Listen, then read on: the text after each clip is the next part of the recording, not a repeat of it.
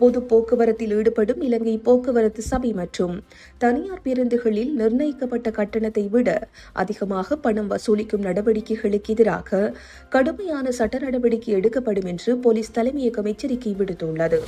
பொதுமக்களிடமிருந்து கிடைத்த முறைப்பாடுகளை தொடர்ந்து போலீசாரும் தேசிய போக்குவரத்து ஆணைக்குழு அதிகாரிகளும் இணைந்து மேற்கொண்ட சோதனைகளில் சில பேருந்துகளில் கூடுதல் கட்டணம் வசூலிக்கப்பட்டது உறுதி செய்யப்பட்டுள்ளதாக தெரிவிக்கப்பட்டுள்ளது.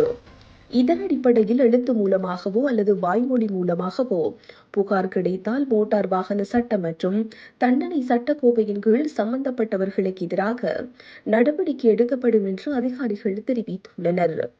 மோட்டார் வாகன சட்டத்தின் 173ஆம் பிரிவின்படி பேருந்து உரிமையாளர், சாரதி அல்லது நடத்துனர் வரும் அனுமதி பத்திரத்தில் குறிப்பிடப்பட்ட கட்டணத்தை மீறி கூடுதல் தொகையை கோரவோ அல்லது பெறவோ முடியாது.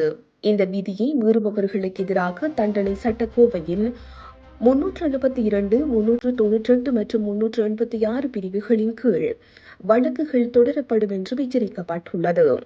இதனால் பயணிகள் நிர்ணயிக்கப்பட்ட கட்டணத்தை மட்டுமே செலுத்த வேண்டும் என்றும், சட்டவிரோதமாக அதிக கட்டணம் வசூலிக்கும் பேருந்துகள் குறித்து 118 அல்லது 119 என்ற அவசர எண்கள் வழியாகவும் அருகில் உள்ள போலீஸ் நிலையத்திலும் புகார் அளிக்குமாறும் பொதுமக்களிடம் கோரிக்கை விடுக்கப்பட்டுள்ளது. இந்த செய்தி உள்ளிட்ட மேலதிக விரிவான செய்திகளுக்கு www.behindthenews.org என்ற எமது இணைய பக்கத்தினை பார்வையிடவும்.